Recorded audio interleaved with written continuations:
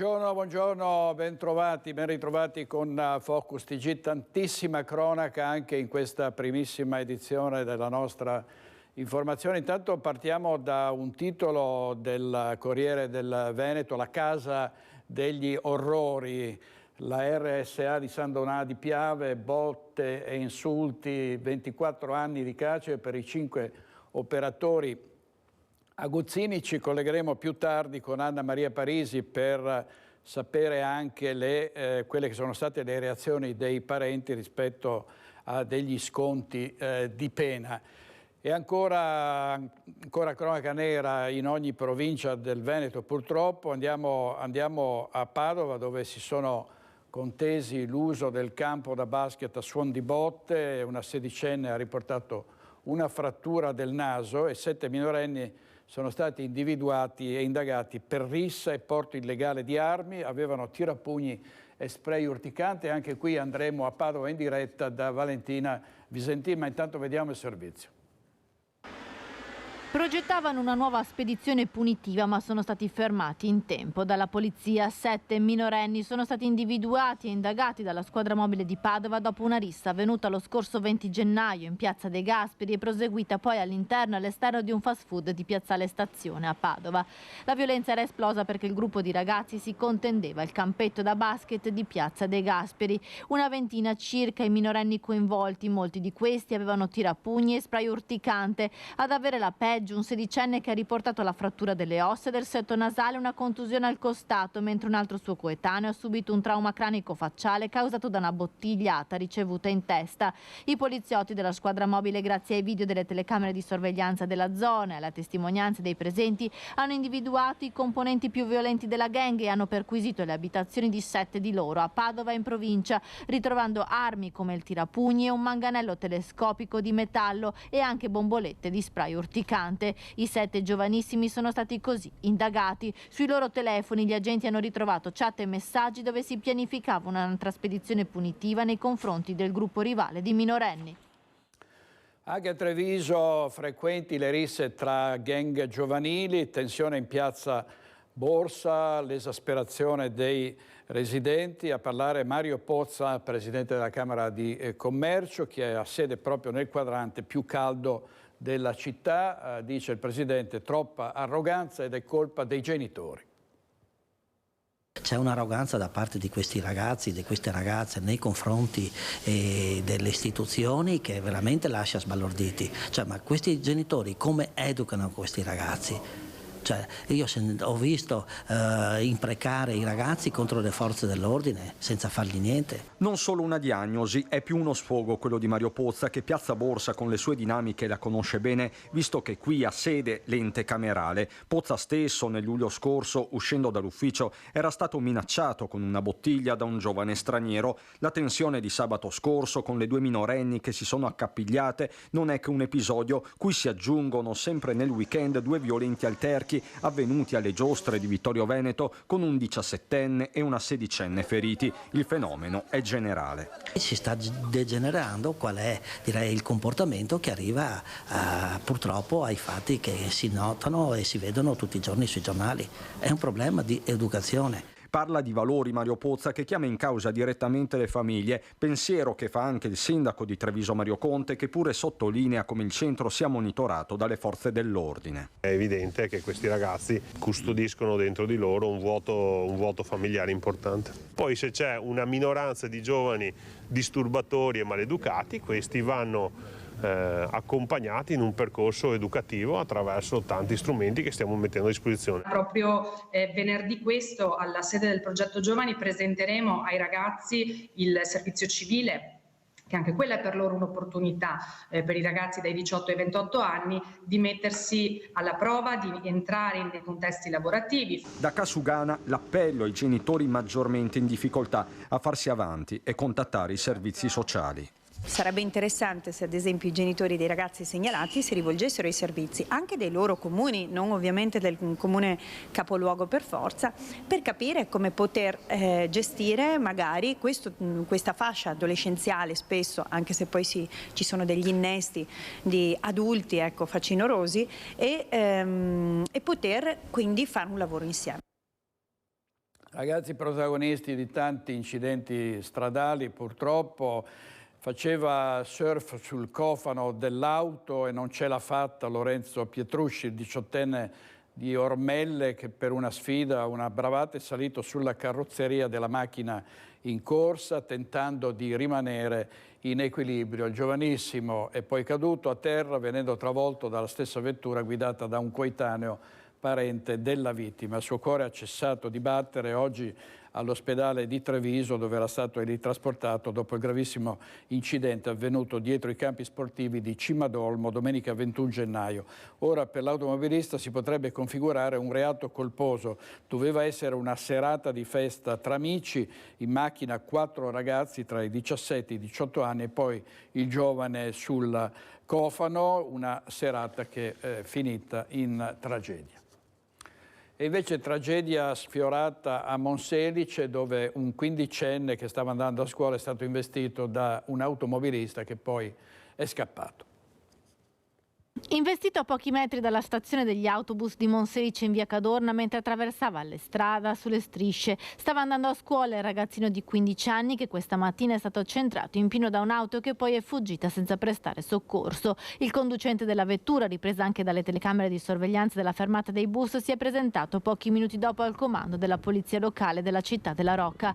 L'automobilista è un 79enne del posto che è scappato dopo essere stato colto dal panico. Il minorenne invece è stato soccorso e portato in ospedale a Schiavonia, è ferito ma non in modo grave. L'investimento è avvenuto davanti a tanti altri studenti e amici del ragazzo che hanno subito allertato i soccorsi e la polizia locale. Ora l'anziano conducente dell'auto rischia una denuncia per omissione di soccorso. E caccia al vandalo o ai vandali che a Santo Stefano di Cadore hanno abbattuto il box dell'autovelox proprio nella strada in cui nel luglio scorso Angelica Hutter provocò una strage, venne distrutta una famiglia di Favaro. Angelica Hutter investì e uccise il piccolo Mattia Antoniello, il papà Marco e la nonna del bimbo Maria Grazia Zuin. Una ragazzata di cattivo gusto, e questo è il commento della vice sindaca Elisa Bergagnin.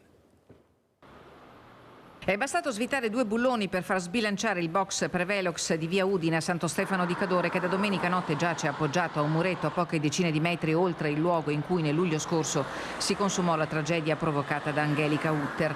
Ci assale un senso di sconforto nel ricordo del piccolo Mattia, di Marco Antoniello e della nonna del bimbo Maria Grazia Zuin, nella consapevolezza che quel dissuasore di velocità nulla avrebbe potuto, e non solo perché al suo interno non è mai stato collocato un rilevatore di velocità. È un atto di emulazione, appunto se ne parla tanto e quindi è sicuramente un atto di emulazione, anche perché comunque firme non ci sono, voglio dire. È successo domenica mattina, sabato notte, insomma, quindi io presumo sia stata una ragazzata. Qualche residente che preferisce parlare lontano dalla telecamera racconta di una scorribanda di ragazzini fra sabato e domenica che hanno disturbato il centro del paese. A qualcuno di loro potrebbe essere balenata l'idea di imitare lo sconosciuto Fleximan, che con un flessibile sta abbattendo i pali su cui sono montati i rilevatori di velocità. In questa zona qui abbiamo ancora il ricordo terrificante dell'incidente che è avvenuto, ci sono stati 3 morti, quindi diciamo sicuramente fra gli autovelox che ci sono è stato proprio il meno adeguato da abbattere sicuramente. Una postazione non funzionante che l'amministrazione intende rendere operativa al più presto, compatibilmente con i fondi a disposizione e con la carenza di personale. Attualmente Santo Stefano di Cadore è senza vigile come gli altri 4 comuni della Valcomelico e l'auspicio è che insieme possa essere trovata una soluzione. L'ideale, spiega la vice sindaca, sarebbe fare controlli mirati, ma ci vogliono almeno 2 agenti e non ce n'è nemmeno uno. Intanto oggi sono stati richiesti i preventivi per ripristinare il box in via Udine. È un rettilineo, qua sfrecciano regolarmente e dopo l'incidente che è avvenuto il Comune di Venezia, comunque ci tengo a dirlo, si è reso disponibile ad aiutarci e abbiamo fatto anche dei preventivi adesso per mettere anche dei semafori intelligenti, almeno per ottenere un risultato diciamo immediato, anche se qualcuno va oltre la velocità consentita viene fermato. Vediamo se riusciamo a mettere almeno questo in funzione, insomma. E finora nessun commento da parte dei familiari delle 3 vittime in Cadore, ma sulla questione è intervenuto il presidente della municipalità di Favaro Veneto. Già togliere un'autovelox è di per sé un atto di inciviltà deplorevole che va sconfessato in ogni modo, in ogni maniera, ma farlo anche nella strada dove è avvenuta quella tragedia è anche un'offesa nei confronti di chi ha patito quella tragedia. Un gesto che ferisce perché riporta con la mente al giorno in cui Angelica Utter ha travolto e ucciso il piccolo Mattia Antoniello di 2 anni, il papà Marco di 47 e la nonna Maria Zuin di 64, tutti di Favaro Veneto. I familiari hanno scelto di non commentare questo gesto definito un atto di emulazione di Fleximan o più probabilmente una ragazzata, ma ferma condanna arriva dal presidente della municipalità di Favaro Veneto. È evidente che chi commette questi gesti, oltre a commettere un gesto grave in sé che nel 2024 ci aspetteremo non venisse commesso, commette un atto di offesa nei confronti della comunità. Nel caso di Santo Stefano di Cadore è un'offesa anche nei confronti dei parenti delle vittime di questa tragedia che ha scosso l'intera Favaro Veneto, ma credo anche l'intero Veneto. Fare un gesto come quello che è stato fatto nella strada dove è successo quella gravissima tragedia è un'offesa ancora più grave rispetto a quanto hanno già dovuto patire, soffrire, quanto già stanno soffrendo, perché purtroppo è una sofferenza senza fine evidentemente. Quindi chi l'ha fatto dovrebbe solo che vergognarsi. Dovrebbe solo che vergognarsi. Duro il commento anche di Elisa Venturini, vicepresidente dell'ANCI, che ne ha parlato in un incontro con il prefetto a Padova. Come rappresentante dei comuni del Veneto, in modo particolare poi sono padovana, ma questo è un fenomeno che interessa, se vogliamo, un po' tutte le province, il Veneto. E sono venuta a rappresentare al prefetto la situazione, il disagio, il parere, il punto di vista anche che c'è da parte degli amministratori, perché abbiamo avuto modo comunque in queste settimane di fare delle valutazioni anche tra noi amministratori. Incontro informale tra la vicepresidente di ANCI Veneto Elisa Venturini e il prefetto di Padova Francesco Messina. Il tema Fleximan, il fenomeno che sta colpendo in tutta Italia di assalti alle telecamere che rilevano la velocità lungo le strade. Le preoccupazioni dei sindaci sono proprio quelle di capire dove applicare, come applicare, farlo seguendo delle regole, tenendo conto che devono essere assolutamente comunque condannati gli atti di vandalismo, perché non possono essere accettati, e una riflessione profonda da parte degli amministratori deve essere quella di chiedere o non chiedere se installare un dispositivo. Deve essere fatto un ragionamento generale, dice la Venturini, tra politica nazionale e amministrazione locale. Allora dobbiamo invece cambiare le regole a monte e dire che non vanno installati autovelox o non vanno installati in determinate posizioni, o devono essere cambiate le regole dei controlli. Dobbiamo cambiare le regole, ma a monte a questo punto, perché pensare di farsi giustizia stante il nostro ordinamento non può essere tollerato. Rabbia e indignazione dei parenti delle persone che nella RSA di San Donà di Piave erano state insultate, erano state aggredite, alcune anche violentate, maltrattate. Sentiamo delle testimonianze e poi andiamo in diretta dal Tribunale di Mestre con Anna Maria Parisi per sapere tutti i particolari. Ci sono stati sconti di pena che i parenti delle vittime ritengono ingiustificati. In questa pena c'è un altro ulteriore sconto di un sesto, quindi fate voi i vostri conti.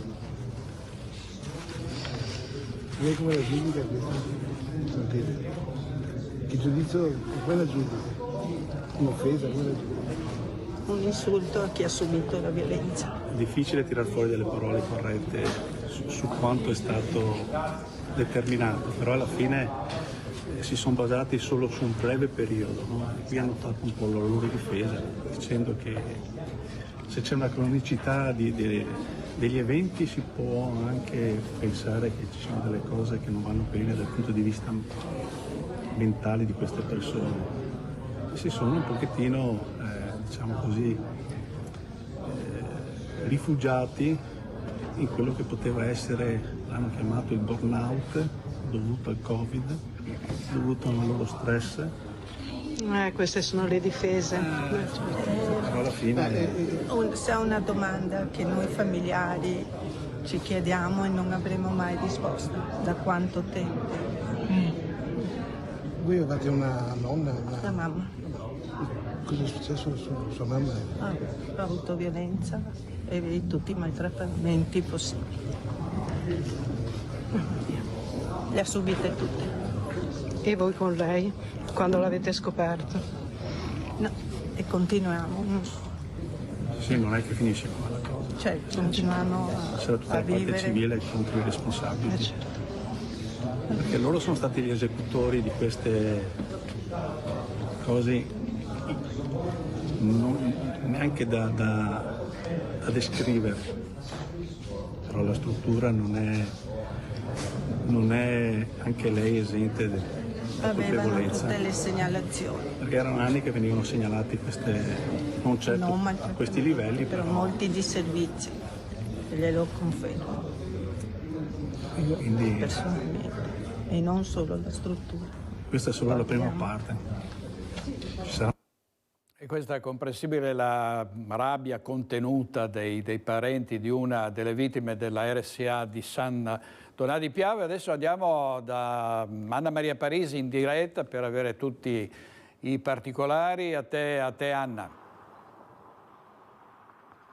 Sì, buongiorno direttore, quasi 24 anni di carcere rispetto a quanti ne aveva chiesti l'accusa, ovvero 38 anni. È il totale delle condanne comminate a tutti i 5 operatori sociosanitari della casa di riposo, ribattezzata la casa di riposo degli orrori, monumento ai caduti di tutte le guerre. Questo il nome della struttura che si trova a San Donà di Piave, imputati per insulti, botte, maltrattamenti e violenze anche sessuali nel caso di uno degli operatori verso ben 8 anziani ospiti della struttura, con un decesso subito da una delle anziane. Quanto stabilito ieri qui in aula bunker a Mestre con rito abbreviato, la giudice per l'udienza preliminare Benedetta Vitolo, dopo 4 udienze che si sono tenute sempre qui in aula bunker a Mestre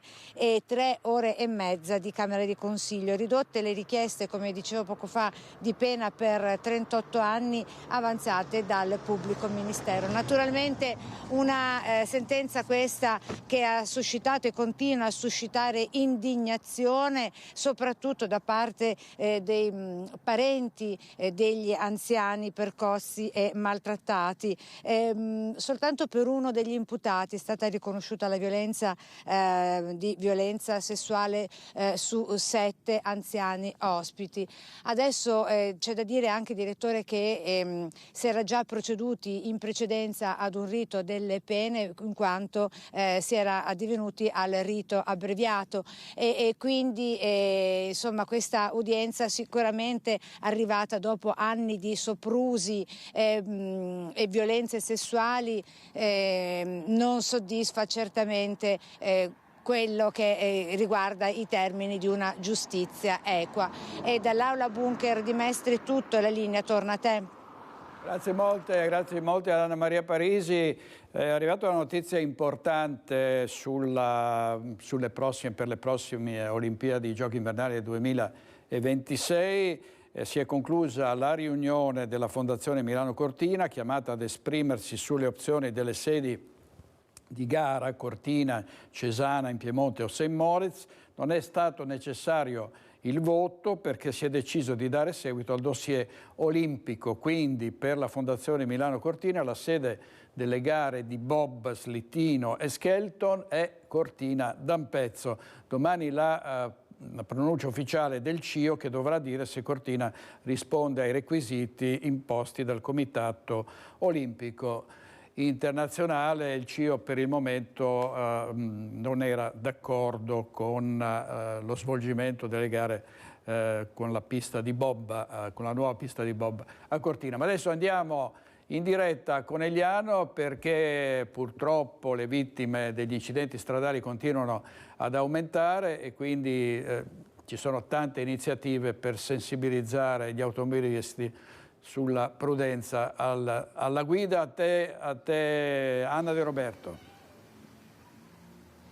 Sì, buongiorno direttore. Siamo qui a Conegliano e alle spalle di Renato Capoia, che ringrazio per la collaborazione tecnica. Ci sono due scuole, due istituti, la scuola Pascoli e la scuola Grave, perché Jessica e Sara frequentavano queste scuole. Stiamo parlando di Sara Rizzotto e Jessica Fragasso, che 2 anni fa sono state tamponate da un SUV lungo la A28 e hanno perso la vita tragicamente, 2 cugine di 20 e 26 anni. Oggi Conegliano ha voluto ricordarle, qui c'erano i parenti, i genitori, i nonni e poi anche gli insegnanti, alcuni insegnanti che le hanno avuti in classe, ed è stata piantata, sono stati piantati questi 2 alberi, direttore, che vi facciamo vedere, sono proprio in ricordo di Sara e Jessica, e poi c'è una panchina bianca in memoria di tutte le vittime della strada.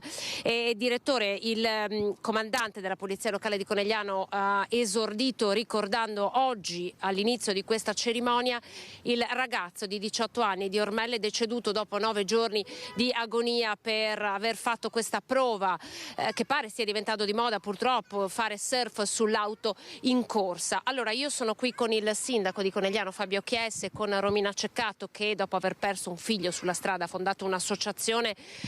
Partirei dal sindaco. Il suo comandante di Polizia Locale ha voluto davvero ricordare questo ragazzo per lanciare un monito ai giovani di oggi. Siamo stanchi di suonare i campanelli delle vostre famiglie per dare loro annunci di morte.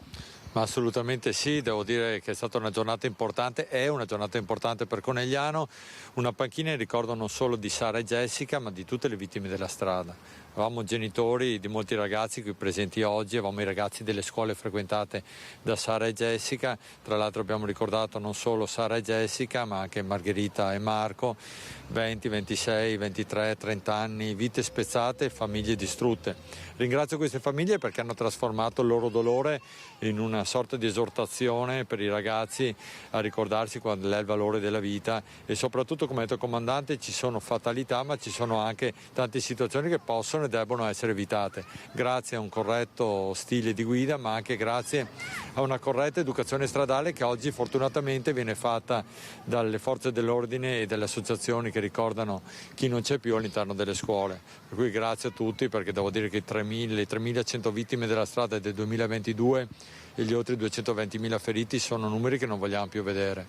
Il comandante ha anche ricordato i numeri del Coneglianese, per cui incidenti diminuiti di quasi 50% negli ultimi 5 anni, vittime della strada diminuite, ma questo non basta, non ci basta assolutamente, è un trend nel quale dobbiamo continuare, perché non vogliamo più, come ha detto il comandante, suonare il campanello a nessuna famiglia, non vogliamo dare queste notizie e vogliamo che i nostri giovani tornino a casa. Grazie sindaco. Con Romina Ceccato, direttore, che ormai abbiamo imparato a conoscere perché ha fatto della sua tragica vicenda personale una battaglia davvero per tutti, una battaglia per la sicurezza sulla strada. Oggi questa panchina che cosa significa?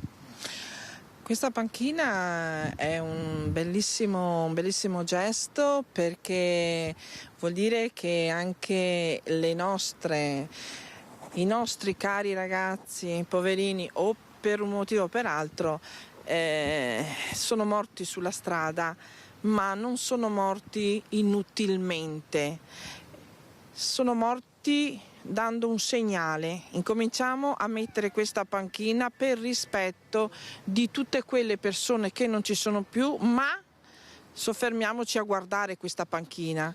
Ragazzi, soffermatevi a guardare questa panchina e fatevi una domanda: devo dare questo dispiacere a mia madre a venire qui a una famiglia a piangere? No, io spero di no. Come ha detto il sindaco prima, questa bravata di questo ragazzo, e come ha detto anche il comandante, di 18 anni, fatevi delle domande, ragazzi.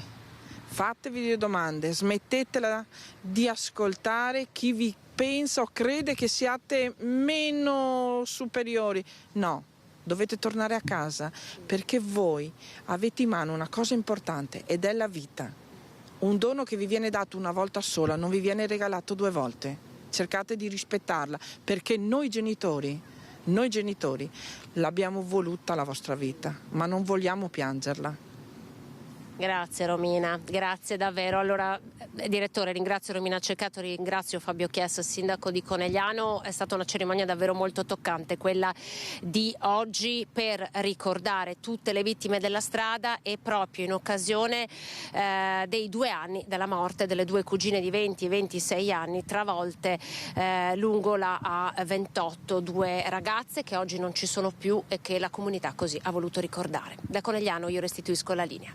Grazie Anna De Roberto, un abbraccio alla signora Romina Ceccato anche da parte nostra, un grazie al sindaco Fabio Chies. Purtroppo molte vittime, dicevamo, anche in questi giorni. A Pagnano d'Asolo un incidente gravissimo con un 92enne che in questo luogo ha investito un gruppo di ragazzi che erano fermi, a loro vicino c'erano delle moto. Questo 92enne ha perso il controllo dell'auto, pare per un malore, li ha investiti in pieno, 4 i feriti, e ieri sera è deceduto uno dei ragazzi feriti, un 16enne che non ce l'ha fatta. Nebbia e ghiaccio fatali ieri a Piazzola. Il 40enne romeno morto nell'incidente di Presina aveva avvertito al lavoro che avrebbe fatto tardi proprio a causa delle pessime condizioni del meteo. Prima di partire da Carmignano per rientrare nell'azienda agricola dove lavorava, aveva avvisato il suo datore di lavoro che avrebbe fatto tardi. La nebbia era tanto fitta ed era meglio andare piano, una prudenza che però non è bastata a salvare la vita da Aurelian Patrash, il 40enne operaio romeno, morto ieri mattina poco dopo le 6:30 mentre percorreva la strada provinciale Contarina all'altezza di Presina, a Piazzola sul Brenta. Oltre la nebbia, l'asfalto bagnato, quasi ghiacciato, che hanno provocato la sbandata. Il furgone guidato da Patrash, che con la moglie e il figlio di 9 anni viveva a Campo San Martino, si è scontrato con un terrapieno e poi è finito sul fossato della corsia opposta. Il corpo del 40enne è stato sbalzato sull'asfalto. Le ferite e i traumi sono stati letali. Nell'incidente sono rimasti coinvolti 2 mezzi che non sono riusciti ad evitare l'impatto con il furgone che stava carambolando. La nebbia fitta ieri ha provocato numerosi incidenti e tamponamenti sulle strade della provincia, a Campodarsego, Grantorto e Villafranca. Per la data dei funerali di Aurelian Patrash ora si attende la chiusura delle indagini sulla dinamica dello schianto e nulla osta della procura alla restituzione della salma ai familiari. Adesso andiamo a Bassano del Grappa in diretta da Alex Giuliano perché Palazzo Bonaguro è ancora imbrattato e sabato arrivano gli alpini. A te Alex. Buongiorno direttore, buongiorno ai nostri telespettatori. Dici benissimo, a distanza di 3 mesi dall'atto vandalico che, come potete vedere, ha deturpato la facciata di un monumento storico come Palazzo Bonaguro, che per chi non lo conoscesse è proprio a pochi passi dal Ponte Vecchio di Bassano del Grappa, quindi è un biglietto da visita scarabocchiato da questa persona che è stata poi immediatamente identificata dalla polizia locale 3 mesi fa, esattamente il 12 di novembre, ma da allora tutto è rimasto fermo, non per una mancanza da parte dell'amministrazione comunale, ma tutto è in mano alla soprintendenza. I tempi però si allungano, i residenti, come abbiamo raccontato ieri, si lamentano e siamo in compagnia del vice sindaco Andrea Zonta. Sabato proprio qui arriveranno centinaia di penne nere, gli alpini da Aosta e non solo. Insomma, non è proprio un bel vedere questo. Ma sì, buongiorno innanzitutto a tutti. Sì, è vero, questo non è sicuramente un bel vedere, ma purtroppo o per fortuna, dipende dai punti di vista, le amministrazioni pubbliche, nel senso delle parti tecniche, hanno i loro tempi poi per poter effettuare i lavori. In questo caso il monumento, l'edificio è protetto dal punto di vista monumentale, pertanto ha tutto un suo criterio di autorizzativo che passa, come ha ben detto lei, per la soprintendenza. I lavori che sono stati fatti subito dopo l'evento, la soprintendenza è venuta a Bassano per controllare, perché qui abbiamo scritte sia sulla parte lignea che sulla parte in pietra, a controllare quali potessero essere le possibili soluzioni per la sua pulizia. Polizia le cui soluzioni sono state concordate con l'ufficio tecnico comunale, che poi a sua volta ha fatto la domanda, è già depositata in soprintendenza. Noi contiamo che a giro di breve, di una decina di giorni, ci arrivi anche l'autorizzazione e poi partiamo subito. Abbiamo già individuato un paio di ditte che possono farci l'offerta per poter effettuare il lavoro, questo appunto per accorciare i tempi e poter ridare a questa facciata un po' di dignità, se non altro la cancellazione di queste scritte fatte in modo infame da parte di qualcuno. Ecco, ricordiamo che Quartiere Angarano è stato teatro negli ultimi mesi di diversi atti vandalici, dal furto, lo ricorderete, dell'abete di Natale della solidarietà, fino insomma alle deturpazioni sul Ponte Vecchio e non solo. Possiamo dire in chiusura, Vice Sindaco, come si può arginare questo fenomeno del vandalismo? Purtroppo il fenomeno del vandalismo, come sempre, è una questione civica. Io credo che il senso civico sia, l'insegnamento del senso civico sia la prima cosa a cui dobbiamo adoperarci, perché le persone devono capire che il bene pubblico è un bene pubblico. Per come fare noi per contrastare, riusciamo a grazia di Dio, avendo le telecamere, a scoprire poi chi commette questi atti vandalici, e questo è già un grande successo perché è un grande deterrente.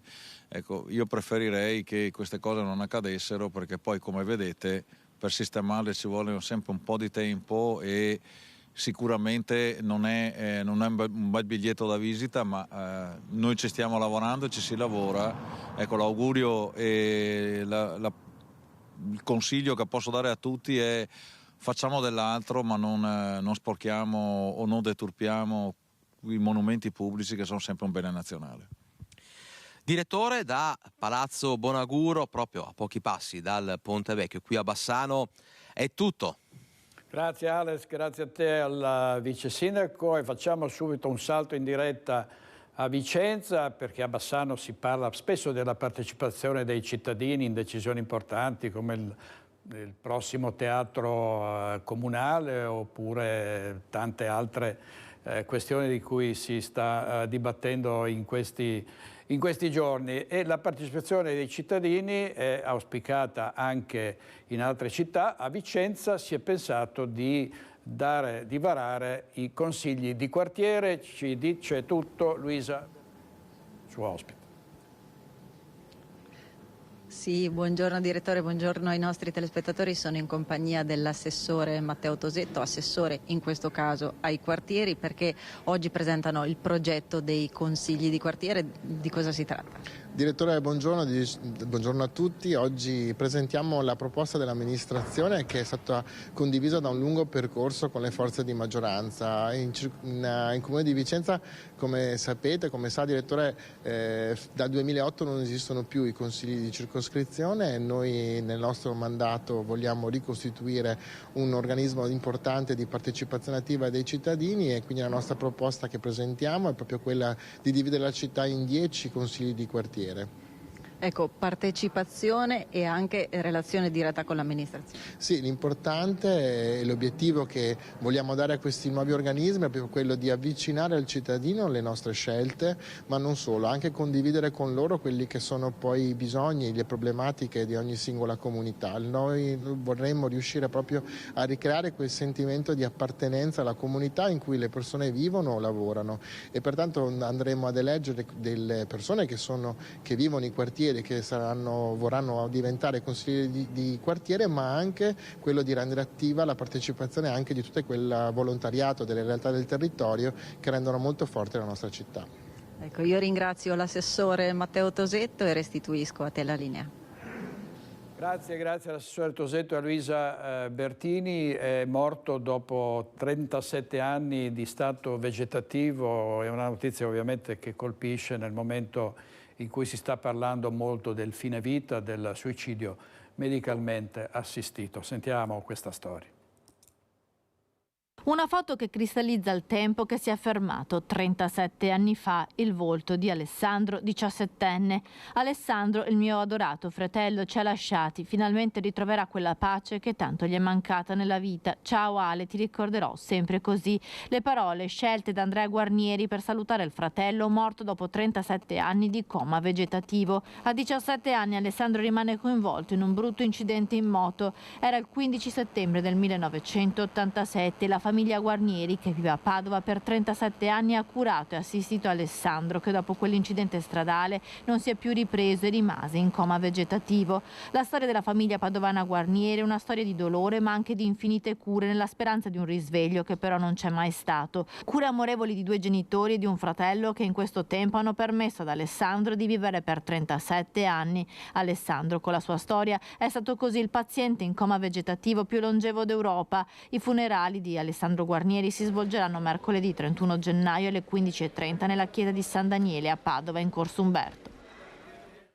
Omicidio di Paderno del Grappa, i carabinieri del RIS di Parma sono arrivati sul luogo del delitto. Ieri accertamenti approfonditi anche sull'auto di Bledar Deja, il 39enne ucciso nel bosco a coltellate.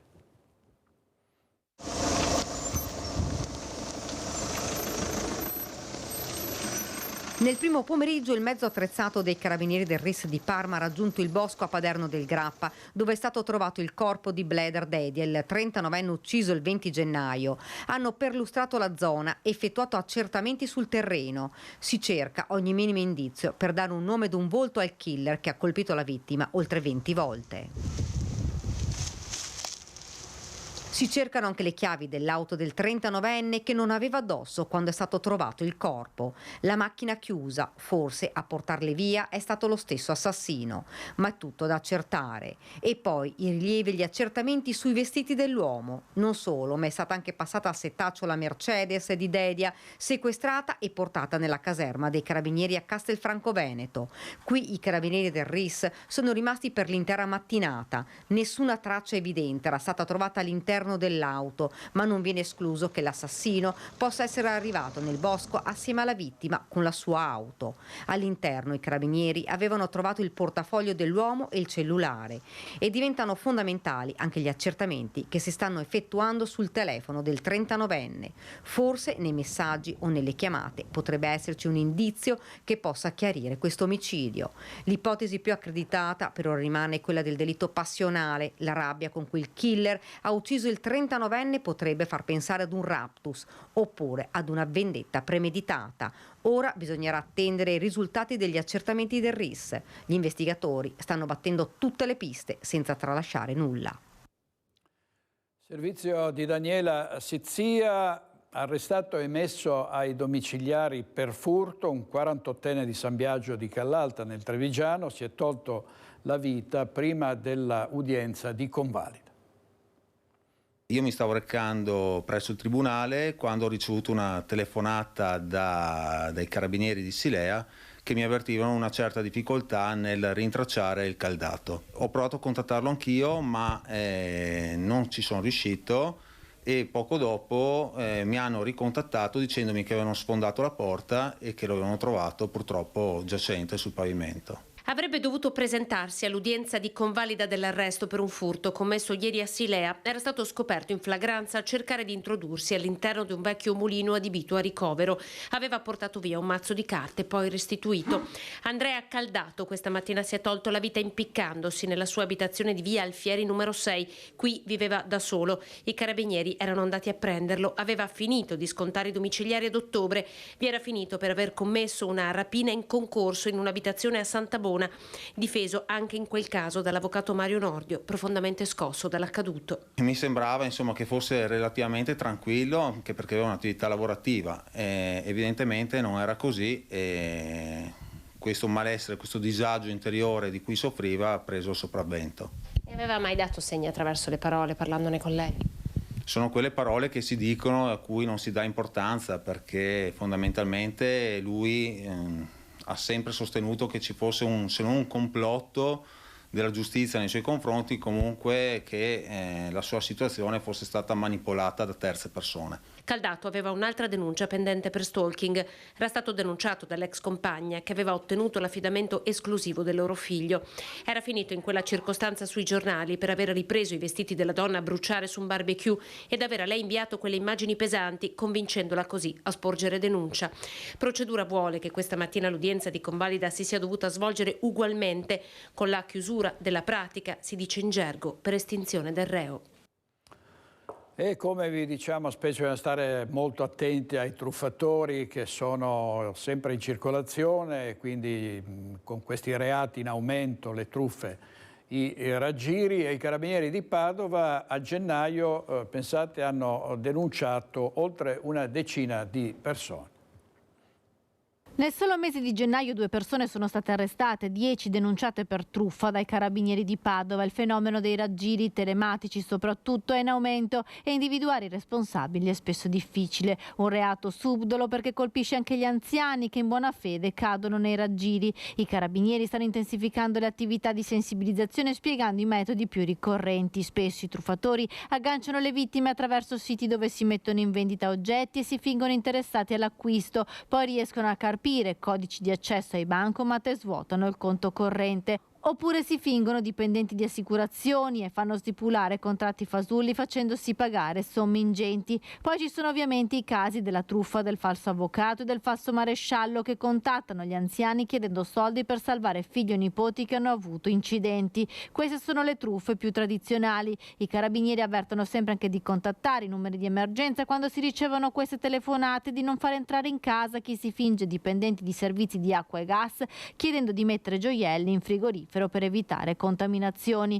Dall'inizio dell'anno sono stati infatti ben 10 le persone segnalate dai carabinieri di Padova. 2 truffatori trasfertisti lo scorso 17 gennaio sono stati fermati in stazione a Montegrotto dai carabinieri mentre tentavano di lasciare la città per tornare a Napoli dopo aver derubato una 90enne di Monselice. Sì, insomma, c'è anche molta ingenuità, per non dire anche la circonvenzione di incapace, perché questi non hanno scrupoli. Fingeva di essere sordomuta a proposito, chiedendo firme e offerte in contanti all'interno di un supermercato, e adesso una 25enne rischia di rispondere appunto del reato di tentata truffa. Fingeva di essere sordomuta chiedendo offerte all'interno di un supermercato. Potrebbe essere chiamata a rispondere per tentata truffa una ragazza di 25 anni che lungo le corsie di un market nella zona del Tribunale chiedeva ai clienti di apporre una firma su un modulo oltre che a denaro in contanti. Ma qualcosa è andato storto. Una signora avvicinata dalla giovane, insospettita dalla situazione, stava per chiamare le forze dell'ordine quando la 25enne è tornata, per così dire, a parlare. La donna infatti ha iniziato a offendere la cliente del supermercato per non aver assecondato la sua richiesta per poi fuggire. Al vaglio delle forze dell'ordine le telecamere di videosorveglianza dello stabile per identificare la responsabile del tentato raggiro. Andiamo al Mattino di Padova, rissa tra bulli per il campetto da basket, 3 feriti, 7 ragazzini indagati. Il Mattino di Padova, andiamo su questo fatto gravissimo, andiamo in diretta da Valentina Visentina. A te Valentina. Sì, buongiorno direttore, noi siamo proprio al campetto di basket incriminato dove è avvenuto l'episodio di violenza lo scorso 20 gennaio. Questo campetto, lo vedete, è nella zona di Piazza De Gasperi, una zona che a Padova è nota per la sua criticità visto che è a pochi passi dalla stazione. Questo campetto era nato proprio per invece agevolare l'aggregazione giovanile, creando spazi sportivi di incontro.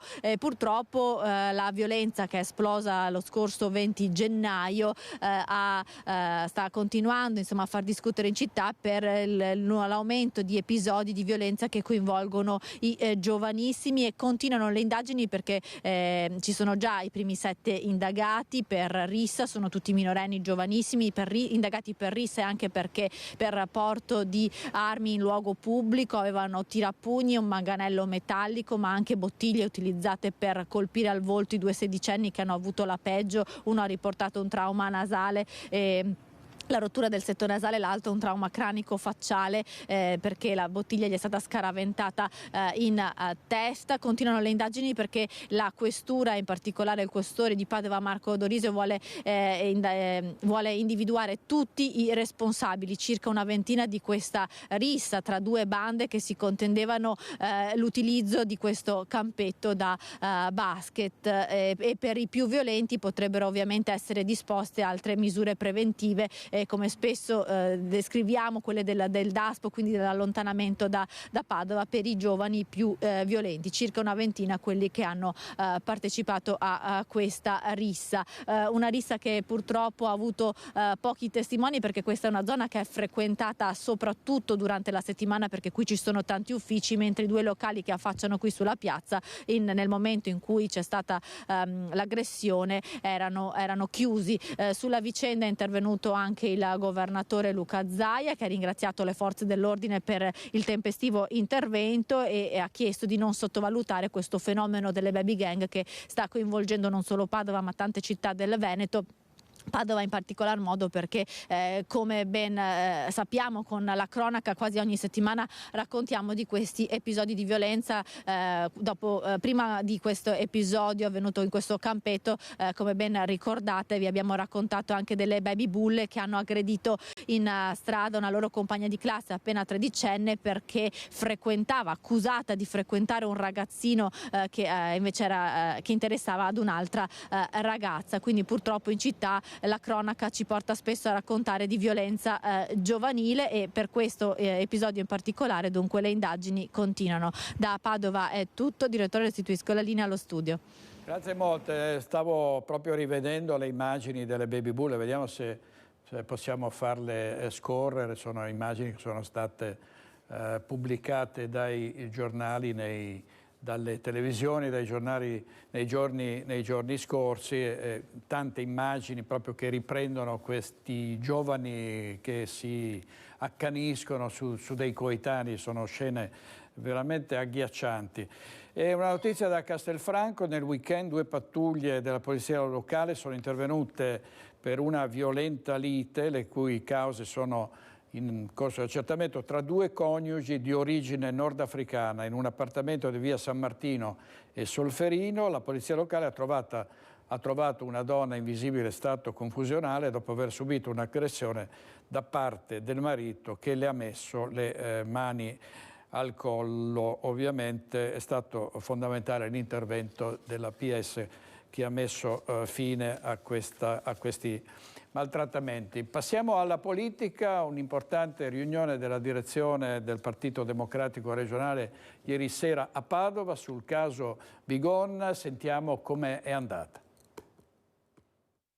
Si chiedeva alla collega di fare una, pur nel rispetto delle sue idee, attenta riflessione e valutare l'opportunità, insomma, della sua presenza all'interno di organismi così delicati che discutono di temi dove non la si pensa uguale a tutto il resto della minoranza, se forse valga la pena che lei rifletta la sua presenza all'interno. Ecco. Una lunga notte di grandi temi, ma la questione centrale durante la direzione del Partito Democratico Veneto che si è tenuta ieri sera a Padova è stata la posizione della consigliera regionale Anna Maria Bigon dopo la sua astensione durante il voto sul fine vita in Consiglio regionale. 22 dirigenti su 40 del PD hanno sottoscritto una mozione chiedendo a Bigon di riflettere sull'opportunità o meno di ricoprire il ruolo di vicepresidente della 5ª Commissione Sanità.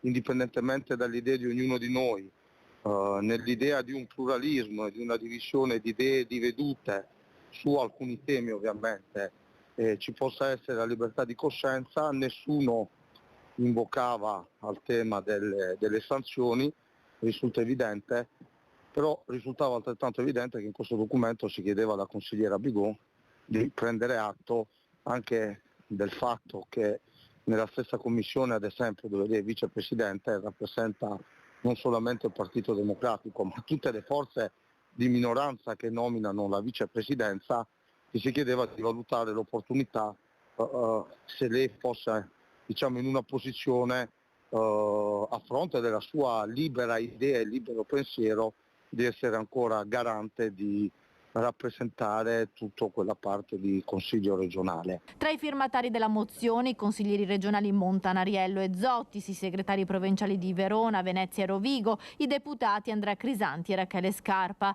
Resta ferma la libertà di coscienza che caratterizza il PD, il pluralismo, ribadiscono i firmatari, è garantito. È stato un documento condiviso da un importante numero di dirigenti alla quale per senso di responsabilità, per evitare fratture e spaccature, non abbiamo sottoposto al voto, visto che era un documento molto condiviso all'interno della direzione e quindi risultava evidente che non c'era la volontà di creare una spaccatura. Il segretario abbiamo chiesto di far suo questo documento e lo ha fatto. E questo era Jonathan Montanariello. Avremo nella seconda parte di Focus, parleremo di cinema con un produttore veneto, Francesco Bonsembiante, che è titolare della casa di produzione Iole Film, questo dopo la pubblicità. Ma andiamo avanti con la politica, perché c'è anche in Veneto la protesta dei trattori che è esplosa in Francia e in Germania. Il presidente Zaia si è appellato al governo dicendo che vanno sentite le ragioni dei manifestanti. Vediamo. Però un conto è la protesta, poi ci va la proposta, qui rischiamo di fare un'altra volta i forconi. Ma sì, loro hanno ragione a porre queste questioni. Io non sono ministro dell'agricoltura, ma non è che mi chiamo fuori. Quando ho avuto io le proteste le ho affrontate. Io ho avuto la stagione dei blocchi stradali per il crollo del prezzo delle carni di maiale, ho avuto blocchi stradali per i cavalli, ho avuto blocchi stradali per tutto quello che sono state le quote latte. Se c'è una legge oggi in Italia, la mia, del famoso negoziato europeo, penso che gli agricoltori indichino la via e vanno seguiti e il governo ascolti questi agricoltori. E questo era il presidente Zaia. Vediamo il problema dell'emergenza abitativa che riguarda tante città della nostra regione. L'Ater di Treviso ha deliberato la ristrutturazione di una serie di appartamenti da destinare alle giovani coppie. Troppo ricchi per entrare nelle graduatorie delle case popolari, troppo poveri per poter prendere un appartamento in affitto nel libero mercato. Semplificando al massimo può essere definita così la situazione nella quale si trovano molte giovani coppie che vorrebbero mettere su famiglia, ma vuoi per lavori precari, vuoi per basse retribuzioni, pur lavorando fanno fatica a trovare una casa dove andare ad abitare. Proprio per andare incontro a queste persone, l'Ater di Treviso ristrutturerà un gruppo di alloggi non ERP. Proprio per dare una risposta anche a un ceto medio che è la giovane coppia, abbiamo deliberato di ristrutturare, mi sembra 12 o 14 alloggi di edilizia non ERP ma del libero mercato, quindi a immobili che andranno fuori sui 200-300 euro d'affitto, ma potranno dare la risposta a quelle giovani coppie che oggi non trovano nel libero mercato e non riescono a rientrare nelle graduatorie ERP. Questi alloggi vanno ad aggiungersi ai 24 nuovi appartamenti inaugurati in via Castagnola a dicembre e messi a disposizione nel nuovo bando di Treviso, più altri 24 nel lotto a fianco, mentre stanno partendo i lavori dei primi 36 nuovi alloggi di Monigo. Ater sta investendo anche in ristrutturazioni per appartamenti che a causa delle spese condominiali altissime sono vuoti, come al Biscione di San Paolo, dove sono partiti i lavori di efficientamento energetico per quasi 2 milioni di euro, lavori che una volta ultimati renderanno appetibili una trentina di alloggi ora vuoti. 48 alloggi di edilizia, siamo a Vicenza, di edilizia residenziale pubblica, sono stati destinati alle fasce di popolazione in difficoltà. Saranno pronti nel 2026, ad annunciarlo è stato il presidente di Ater Vicenza. Edilizia residenziale pubblica. Al via i lavori per un investimento di oltre 10 milioni di euro volto alla costruzione di 2 fabbricati in via Bartolomeo da Breganze per 48 alloggi e uno spazio collettivo. L'intervento, progettato a Laghetto, nasce soprattutto per dare risposte ad alcune fasce di popolazione, in particolare ad anziani autosufficienti e nuclei familiari monogenitoriali, tipologie di famiglie più bisognose a trovare spazi e alloggi. L'iniziativa nasce da interessi condivisi tra l'amministrazione comunale di Vicenza e l'Ater per dare una risposta alle numerose richieste di alloggi di ERP in città. È un progetto che parte dal lontano 2021 con la firma della convenzione con il Comune, in cui si prevede la costruzione di 2 palazzine per 48 alloggi complessivi. Su una palazzina sono 28 appartamenti, sull'altra 20, e in questa viene anche ricavato uno spazio da 90 metri quadri per uso collettivo, quindi l'amministrazione lo può utilizzare per incontri pubblici, ma anche gli stessi residenti ne possono utilizzare per incontrarsi. Poi ci saranno tutta una serie di ripostili, cantine al piano terra e tutti i parcheggi intorno nell'area esterna, parcheggi che sono sia per i residenti, i nuovi residenti di queste abitazioni, ma anche per già gli abitanti di Laghetto. Si tratta di uno dei più corposi progetti dal punto di vista economico per l'Ater di Vicenza dell'ultimo decennio, ha spiegato Scomazzon. La conclusione dell'iter per la realizzazione delle opere è prevista con il collaudo nel 2026. In regia oggi Francesco Ceron e Andrea Basso. Ancora sull'emergenza abitativa sentiamo cosa ha detto il sindaco di Vicenza Giacomo Possamai. Siamo molto preoccupati per la situazione dell'emergenza abitativa e quindi della possibilità per le persone che avrebbero diritto alla casa popolare, agli alloggi di residenza pubblica, perché rispetto al numero generale che ultimamente si era registrato di circa 800, massimo 900 richieste negli ultimi bandi, nel bando che abbiamo fatto a fine 23 c'è stata una richiesta superiore alle 1100 persone, quindi un aumento veramente importante, segno di quanto sia grande oggi la difficoltà per le famiglie e per i cittadini non soltanto vicentini di cercare un alloggio. Numeri alla mano, sono state 300 famiglie in più quelle che hanno fatto domanda partecipando al bando di edilizia residenziale pubblica chiuso a novembre 2023 nel comune di Vicenza. Da 856 del bando precedente sono salite a 1156. Carenza di alloggi, affitti elevati, fragilità sociale che hanno portato ad un aumento delle persone in difficoltà economica che necessitano di un alloggio pubblico. Numeri di una Vicenza che, come altri capoluoghi, attraversa il problema dell'emergenza abitativa che non consente di dare una risposta sufficiente al numero crescente di persone in difficoltà economica. Arrivano questi 48 nuovi alloggi, ma ne servono molti altri, per cui l'impegno deve essere quello di rigenerare e recuperare le centinaia di appartamenti sfitti di proprietà pubblica. Ce ne sono veramente tanti, ma servono investimenti pesanti. Per questo serve l'appoggio della Regione, dello Stato, serve un vero e proprio piano casa che ci consenta di recuperare questi alloggi, di poterli destinare a chi ne ha bisogno. La chiusura della statale Valsugana in Valbrenta sta gettando nel caos la viabilità dei comuni della Pedemontana, come vi abbiamo raccontato in questi giorni. Mercoledì i comuni incontreranno prefetto e presidente della provincia, cioè domani.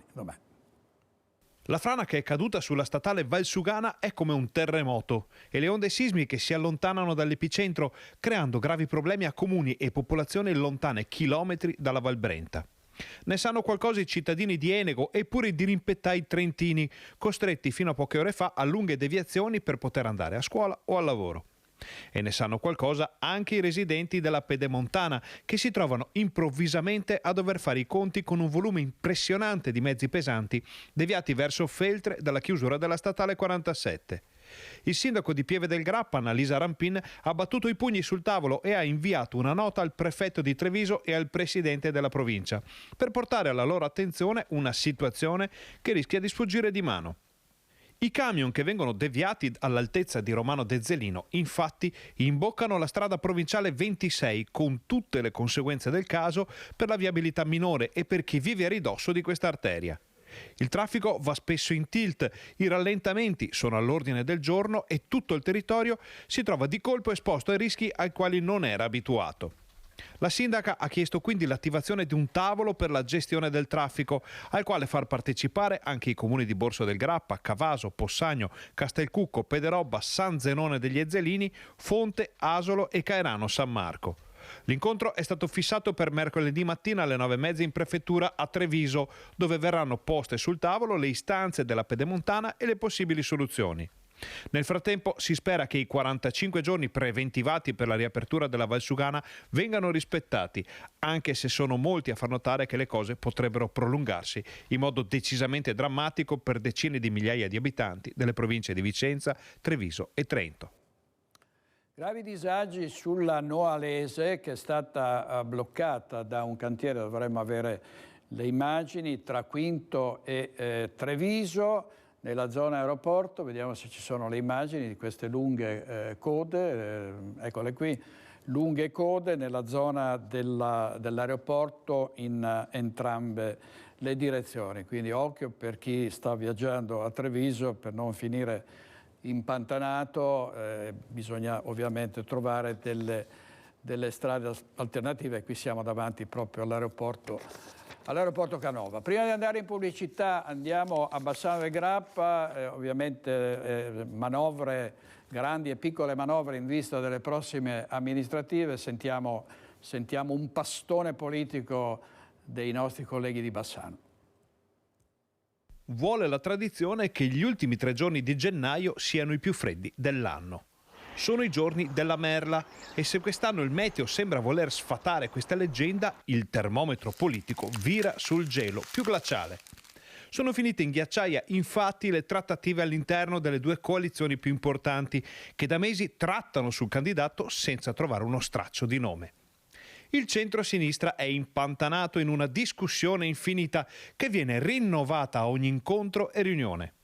I nomi restano quelli del preside Gianni Zen e dell'ex vice sindaco Roberto Campagnolo, con qualche altra ipotesi che arriva a cadenza fissa a smuovere appena le acque.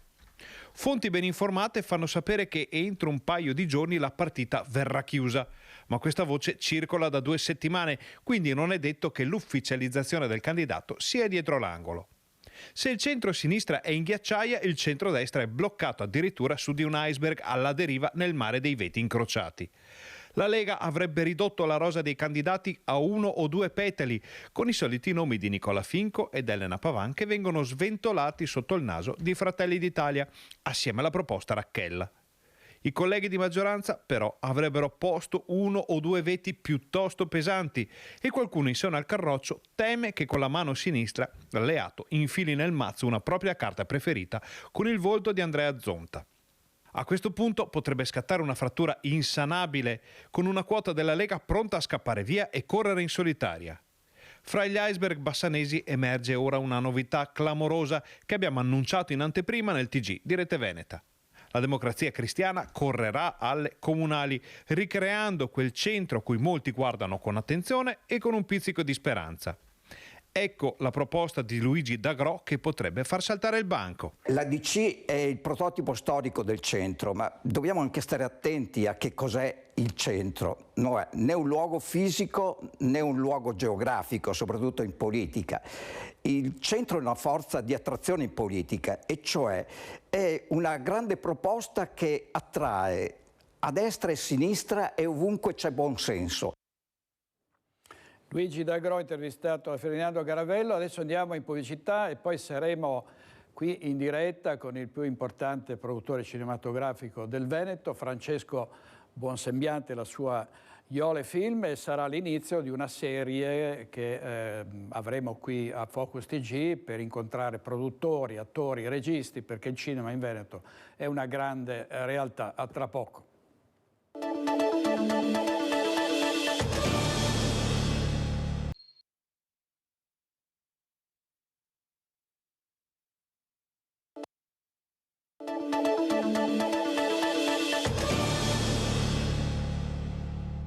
Di nuovo in diretta con Focus TG, vi dicevo parleremo di cinema di qui in avanti, inauguriamo questa serie con il più importante produttore cinematografico del Veneto, Francesco Buonsembiante. Buongiorno dottore, grazie molte per essere qui con noi. Una lunghissima attività con Iole Film, all'inizio con i documentari, con i ritratti, un rapporto di lavoro ma anche una grande amicizia con Carlo Mazzacurati e con Marco Paolini, con cui avete dato vita alla Iole Film.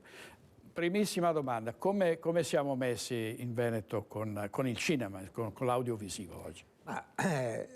Molto bene, devo dire, nel senso che il Veneto è cresciuto sia da un punto di vista autoriale che dal punto di vista delle maestranze, della capacità di lavorare.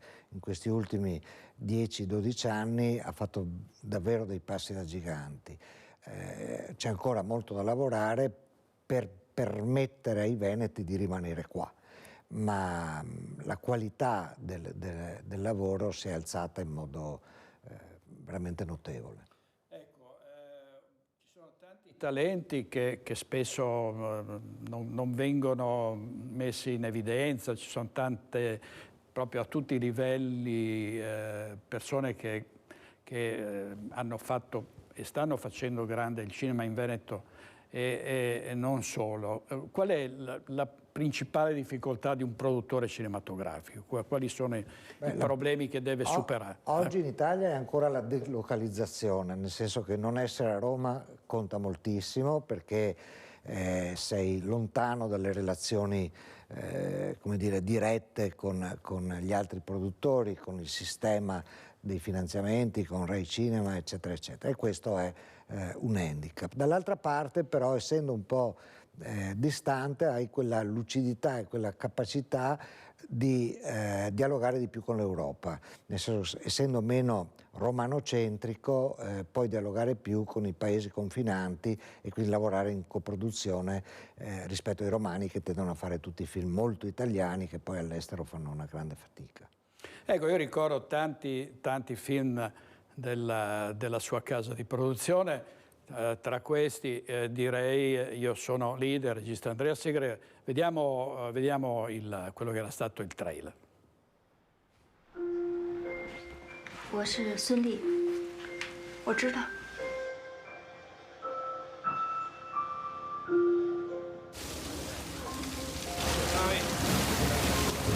Anoche. Corretto. Brugna è venuta dall'Oriente per servire la mia gente. Ma tu sei un vero poeta?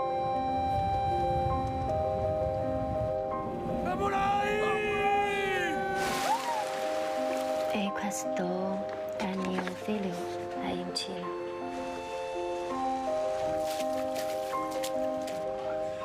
Auguri! Vedi quella? È l'unica casa che ho.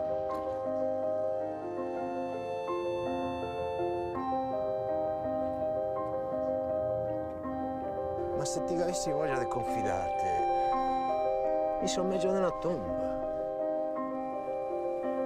La mafia cinese rimane d'oro in Italia che fa marinare i vecchi e dopo che c'ha l'eredità. Sicuro?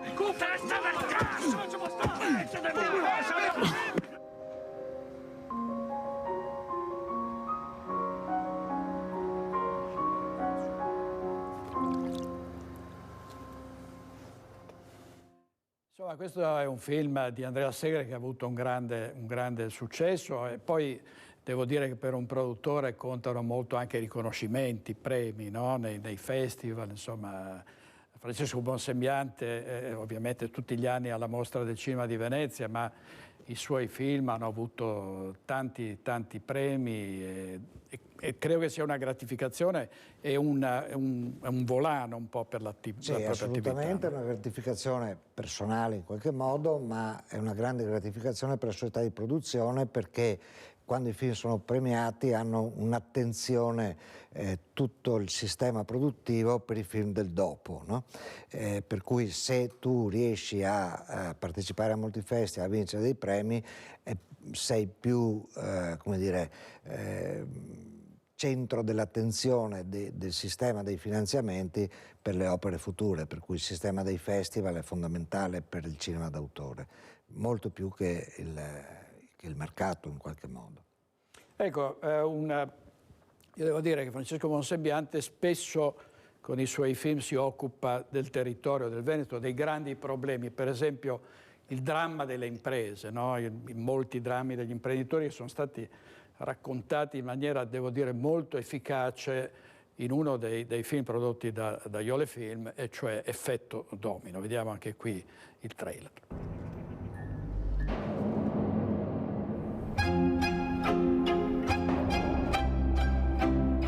Far nascere le cose, crearle dal niente.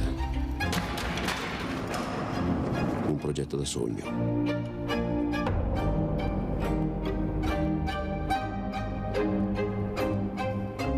uomini come questi si mettono in testa di concludere un grande affare, niente può fermarli. La banca esce dall'operazione, non c'è più interesse. 8 cantieri aperti, altri 12 da aprire. Ma come cazzo fate? Come cazzo fate? Il meccanismo della catastrofe, osservato da vicino, è di una precisione sorprendente. Ma cosa sia successo? Dove ti ha messo i skate? Sei là a pagarmi, tu capito? C'è l'agnatura sotto casa. Papà, non sei colpa tua. Hai qualcosa da farti perdonare? Il Signore perdona tutto, no? Tu non ne hai più di tempo.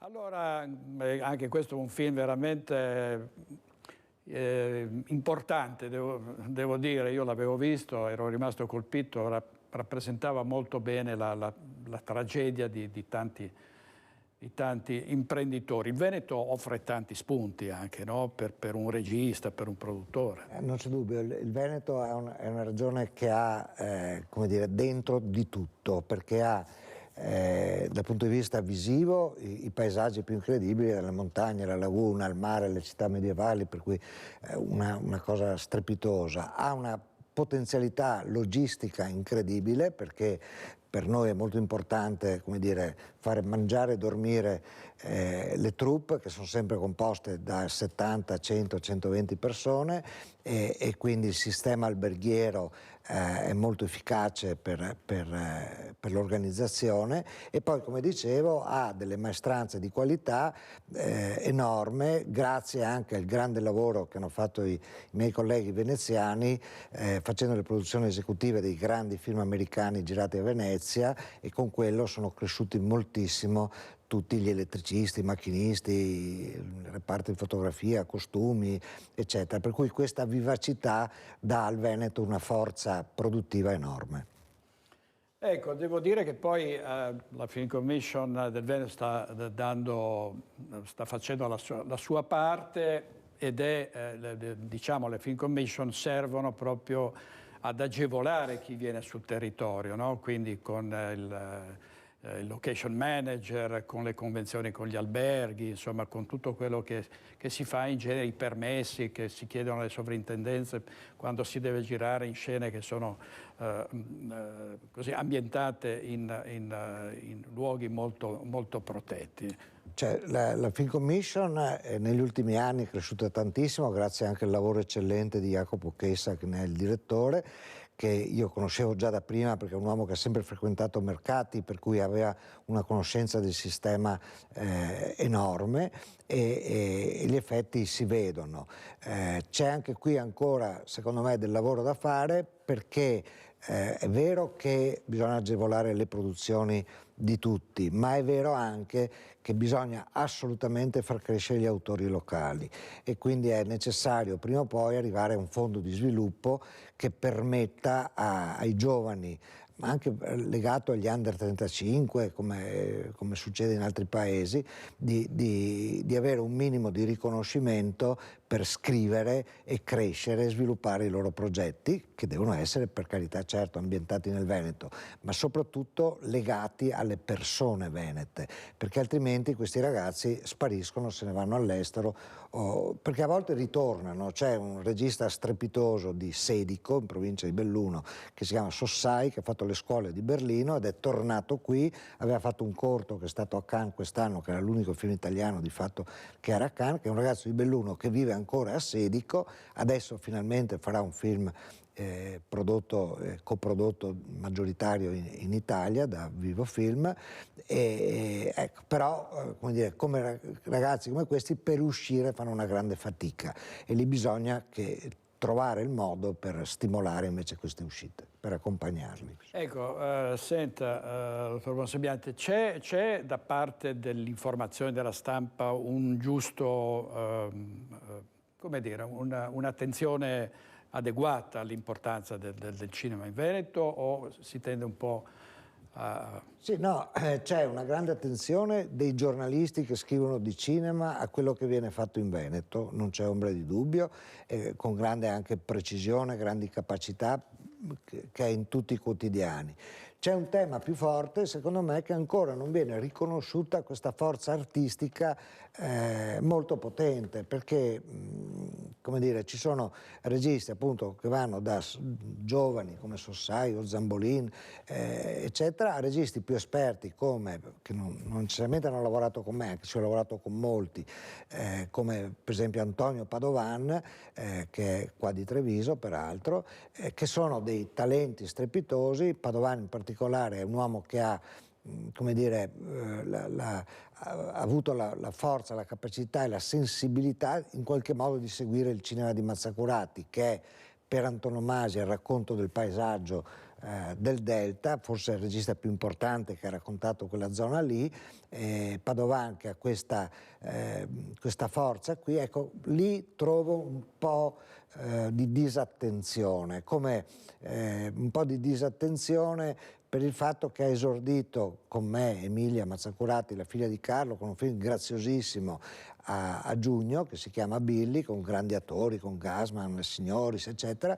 E una ragazzina di 25 anni che esordisce così brillantemente andrebbe, come dire, una donna giovane andrebbe un po' supportata in modo molto più forte, ecco, secondo me. Ecco, a proposito di Billy, vediamo allora alcune scene dal trailer, vediamo. Poi così male? Non lo so, io alla fine preferisco stare da solo.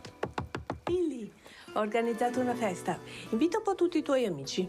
Quali amici? Non vedi che la vita passa? Dobbiamo godercela. Sigaretta? No, grazie. Sigaretta? Finalmente un uomo in questa casa. Dicevi, scusa? Suoni? No. Tu? No. Cioè?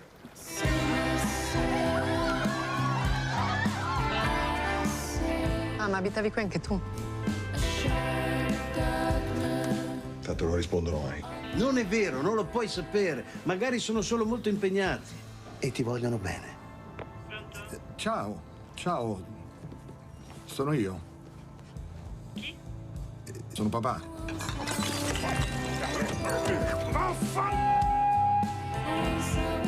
Ogni tanto vorrei essere su uno di quei treni. Dove andresti? Tu hai detto di ammirare il mio coraggio. Sì, intendevo che ci vuole coraggio ad andarsi. No, ci vuole molto più coraggio di stare. Stai andando a cercarlo, vero? Bel tramonto, eh? Bellissimo. Di Emilia Mazzacurati, prodotto da Francesco Bonsembiante. Di cinema si parla anche molto sui giornali in relazione alle risorse in campo, agli investimenti, insomma, perché servono soldi per fare i film, in particolare di questi tempi. Il ministro Sangiuliano si è espresso in maniera piuttosto drastica sulla distribuzione di queste risorse, dicendo che bisogna cambiare un po' il sistema. Cos'è che non va a suo giudizio, Bonsembiante? Non so la direzione che prenderà Sangiuliano, sì, ma certamente ci sono delle riflessioni da fare. La prima, che è un po' la mia fissa, è quella dei giovani.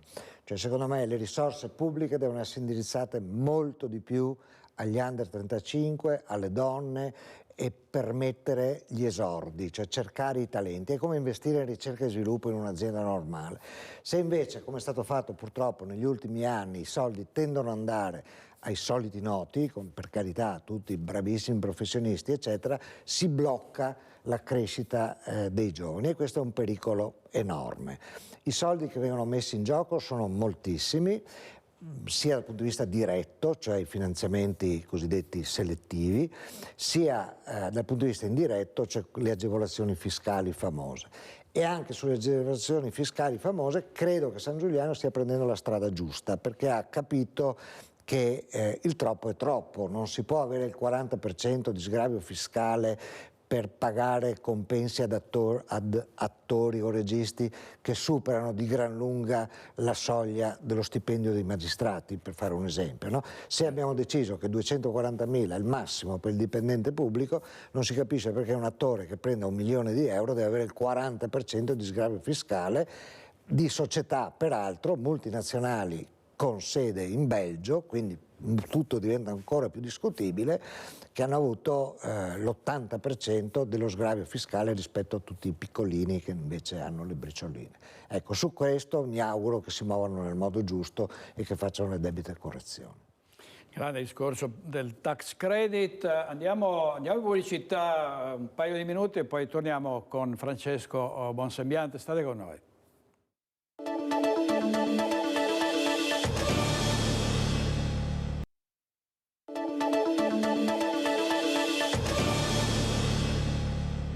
In diretta con Francesco Bonsembiante, produttore cinematografico del Veneto, padovano, laureato in storia del cinema a Padova, e oggi, dottor Bonsembiante, è uscito proprio un grosso pezzo di Giampiero Brunetta sul Corriere del Veneto. I film veneti crescono, basta con gli stereotipi.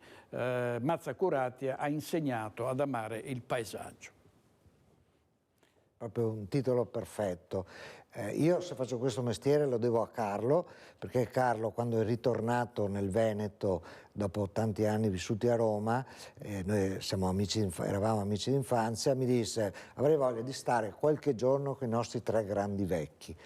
E così abbiamo immaginato di raccontarli e di raccontarli in modo definitivo, che restasse il lavoro fatto. E abbiamo fatto questi 3 documentari con Marco Paolini su Mario Rigonisterna, Andrea Zanzotto e Gigi Meneghello, che ancora oggi, siamo negli anni tra il 99 e il 2001, che ancora oggi sono, credo, il lavoro più importante che ho fatto, perché riuscire dopo a 20 anni a essere ancora così potenti, quando i ragazzi giovani li guardano e restano a bocca aperta, credo che sia un risultato gigantesco. E da lì è partita l'avventura di raccontare la nostra regione anche al cinema e non solo nei romanzi, insomma, cercando i talenti locali che ci sono, esistono, che sono, come dire, in gambissima e che hanno però, ripeto, bisogno di ali per volare. Noi abbiamo cercato con Marco Paolini e gli altri soci di Iole, cercato di dare queste ali, di farli volare. Ecco, formazione e sviluppo, no? Sono 2 proprio cardini della sua carriera e della sua missione, direi, no? Sì, guarda, lo sviluppo, come dire, insisto, è essenziale che se ne occupino i territori, no? Viene fatto in Friuli per i friulani, in Piemonte per i piemontesi, e bisogna che prima o poi arrivi anche in Veneto per i veneti. Sulla formazione anche la Regione sta facendo molto, manca ancora un passaggio, che è accorciare la distanza tra il bisogno reale e le volontà formative. Voglio dire, noi produttori capiamo e sentiamo un po' di più quello di cui c'è effettivamente bisogno, per cui lì bisogna intensificare il dialogo per cercare di centrare meglio quali sono i bisogni formativi, sia dal punto di vista delle professionalità ma anche del contenuto formativo da dare, perché certe volte c'è, come dire, una tendenza a formare persone in modo un po' vago, che poi quella formazione di fatto non è utile nel momento di approccio al lavoro, insomma, ecco. Quindi lì c'è un lavoro di miglioramento, che non vuol dire di aumento di investimenti, ma di miglioramento della qualità degli investimenti che già vengono fatti in modo importante. Ecco, dottor Bonsembiante, il cinema quindi è in buona salute, possiamo dire oggi, soprattutto e anche in Veneto, però spesso si dice le sale non sono piene, adesso qualcuno dice si stanno nuovamente riempiendo, sta tornando la passione per il grande schermo. Ecco, qui manca, secondo me, un lavoro di informazione e di formazione dello spettatore. Cioè, io sono cresciuto al cinema, per l'amor di Dio, però ho visto passare generazioni dentro alle sale e la condivisione della visione di un film è tutt'altra cosa che non la visione individuale o con la moglie o col fidanzato seduto in poltrona. È proprio condividere le emozioni, è un arricchimento culturale ed emotivo enorme. Questa cosa la dà solo il cinema e il teatro. Il teatro non ha dato segni di cedimento, il cinema sì. Perché? Perché si è raffrontata la visione televisiva, dice, tanto me lo vedo in televisione, perché devo andare in sala? Ecco, sono due cose totalmente diverse, come le partite di calcio, dico io. Vederle in televisione, per carità, è piacevole, ma andare allo stadio è un altro godimento. Io credo che riportare le persone al cinema in modo collettivo, non individuale, sarebbe molto importante. Mi riferisco qui ovviamente alle scuole, alle classi, alle università, cioè organizzare delle visioni collettive con anche magari qualcuno che racconta il dietro le quinte di un film, le storie che appassionano sempre. Io ho un piccolo film che si chiama Soldato Peter, che ha girato abbastanza qua nel Veneto nell'ultimo mese, e questa sera per esempio c'è una proiezione al Cinema Esperia di Padova dove vado io col regista e dove c'è sì la proiezione, ma racconteremo la fatica di farlo, le gioie che abbiamo avuto, il perché l'abbiamo fatto e ascoltiamo le domande. E quello è un momento, come dire, bellissimo per tutto il pubblico, ma anche ovviamente per noi. Grazie, dottore. Io ho una grande nostalgia di quei vecchi cinema con i sedili in legno e quell'odore che si sentiva di fumo una volta. Che adesso ovviamente non si sente, certo. Non si sente, ma un po' di muffa anche, non so, sì. La magia dei vecchi cinema. Grazie veramente molte a Francesco Bonsembiante, produttore cinematografico il più importante in Veneto con la sua Iole Film, per quello che ha fatto e per quello che farà per il cinema. Grazie dottore. Grazie. A presto, arrivederci. Ci vediamo stasera alle 21:15 con Focus. Buona giornata, arrivederci.